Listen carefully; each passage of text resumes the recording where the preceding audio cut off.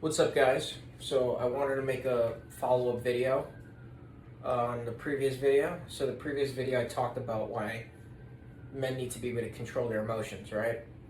And I really thought about it and I was just like, yes, it's easier to say it, and it's actually very hard. It's very hard to do it. It's difficult to do it.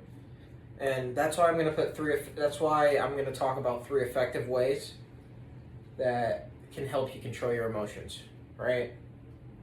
Because it's not that easy. It's something you have to like train, you have to build. You almost have to like build a piece of software into your mind, into your nervous system, so you don't react to things like how most people would react to them.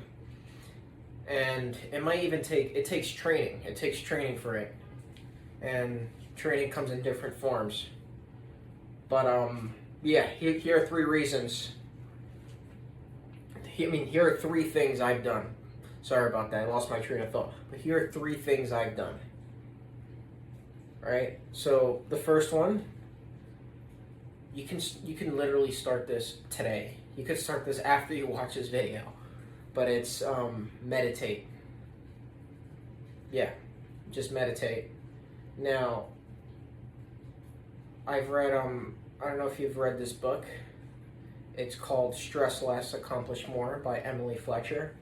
And she talks about that it's proven that with frequent meditators, so there's 2 parts of your brain. I think it's called the amygdala, which is the emotional part of the brain, and then there's the logical part of the brain. So the more you meditate, the amygdala, I might be wrong, I think the amygdala is the emotional part of the brain. So like the animalistic, like that brain is like where people like get angry, they lash out off of emotion. That part of the brain shrinks and the logical one gets bigger, right? And the thing is, with the amygdala, right, the emotional brain, that also triggers the fight or flight response, right? But I'm not gonna lie, it's there for a reason. It's there for hardware. It's there for animals. It's there for maybe when our ancestors were out in the wild and we ran across a saber-toothed tiger. We probably needed that. We probably needed that to survive the saber-toothed tiger, because it'll probably eat us. But the thing is, in the modern world, we don't really have saber-toothed tigers that are out there to kill us. Like I'm sure if you go to certain parts of the world, you'll still have animals that'll try to kill you. But in everyday situations, in most societies, we're not facing that type of situation. So meditation gets rid of the fight or flight and kind of gets you into a stay and play type of situation. So if you're in a negotiation, instead of triggering your fight or flight, right, which is not best for the situation, you react with the stay and play, right? So maybe you're more composed now and you can handle the negotiation better. You can think, but even if you're getting pressured, you can handle the pressure and the person senses that you're unfazed. So that's a really good one. And plus meditation, to be honest, it makes you better at sex, and it boosts your sexual performance. So that's a good help for it. But in terms of business, it keeps you cool under pressure. Business is unpredictable, as mentioned before. So that's for meditation. But the next one, which is number 2, it's training a combat sport, but not just training a combat sport, but actively sparring. Now, it's nice to train, it's nice to hit the bag, to train, to hit pads, to hit the bag.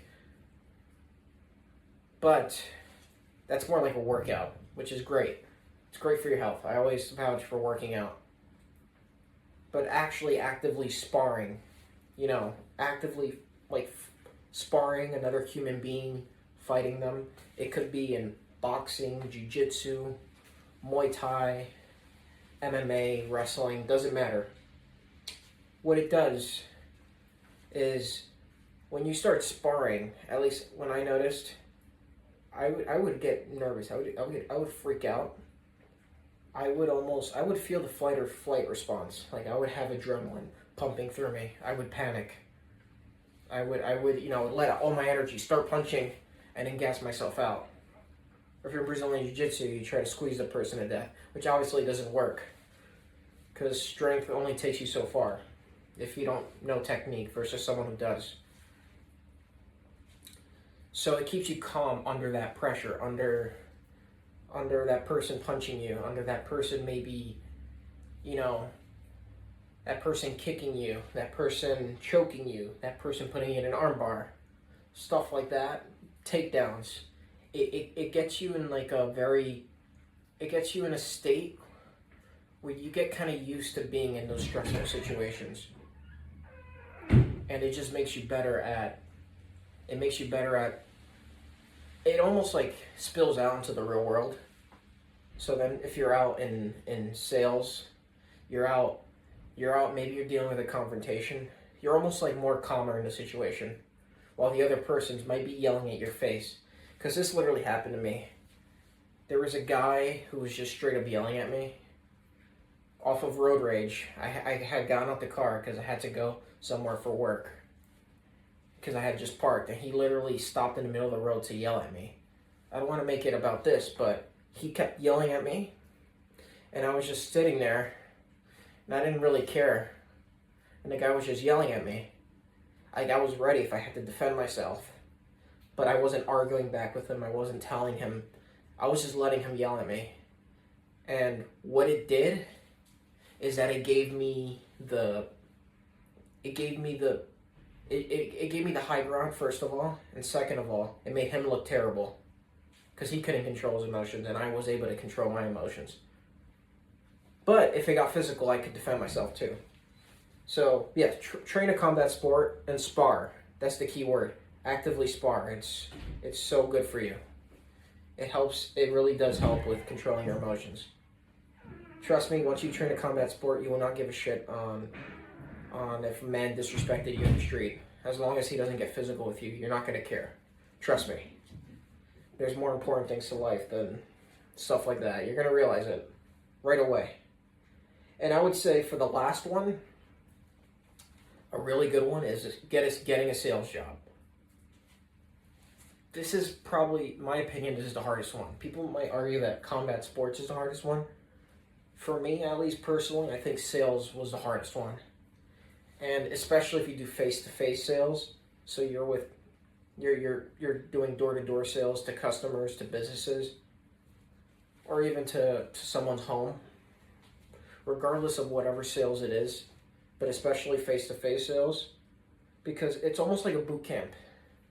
You're going to be dealing with objections. You're going to be dealing with people disagreeing with you. Maybe you might get a customer who had a bad experience with the company you're working for, and they're going to start yelling at you. Trust me, you get all types of people. You get people who are just irrational. Most people are irrational. Most people are emotional, and they're going to project their emotions onto you. Maybe they were in a bad mood that day. Maybe they found out their dog died, and you just happen to walk in, and now they're going to take their emotions out on you. And reason why I talk about this being such this is actually like low-key, like one of the best ways of learning how to control your emotions, because you're constantly in socially stressful situations like confrontations, right? You're constantly put in those situations, and you have to deal with them with composure. You have to deal with them with professionalism, and they train you how to do that. At least I hope a good company should train you how to do that, right? You're not going to argue with the customer. So if the customer starts yelling at you, they start yelling at you, right? Think of it like this. Like if you remember the 48 Laws of Power, Robert Greene, if you've ever read it, he has a law called Law 44, which is matching and mirroring, or the mirroring effect. That's what it is, the mirroring effect. And if someone's yelling at you, right? Someone's like yelling at you and they're getting emotional and they're really mad at you, and you respond to them with calm indifference, and you're like, I had nothing to do with that. I don't know why you're yelling at me. What it's gonna do, they're gonna mirror back your behavior, and it's going to remind them how ridiculous they just sounded. If you know how to do this right, you can embarrass someone, you can make them more angry, but it just works in your favor in a negotiation, in anything in business. Like, just sales obviously helps with everything, with business, but in terms of controlling your emotions, that's what sales like conditions you to do, control your emotions. And you combine that with combat sports, absolutely amazing. Well, that was really it, but for the three of them. But even if you only did one of these things, it will change your life. I'm currently only doing meditation. I do it every morning, and I do it in the afternoon as well. Actually, I might do it after I do this video. But meditation, and I do train combat sports, but since I moved to Chicago, I don't have a gym yet. And most gyms don't let you spar until you've been there for a while, which I respect. So I haven't sparred in a bit, but that's what the two things I only do is, it's combat sports and meditation. Sales, I highly recommend it. I highly recommend it. Even if you don't want to do it for that long, do it for a few months. Do it for 5-6 months. Do it for 6 months. And if you just endure it for 6 months, after 6 months, be like, you know what, I don't want to do this anymore. Or you might find out you're really good at it. And you might want to keep it because you're making a lot of money from it. Up to you, whatever you want to do. But just remember, these are the three ways you can improve your emotional control. Just, if you do all of them, kudos to you. But I'll leave it at that.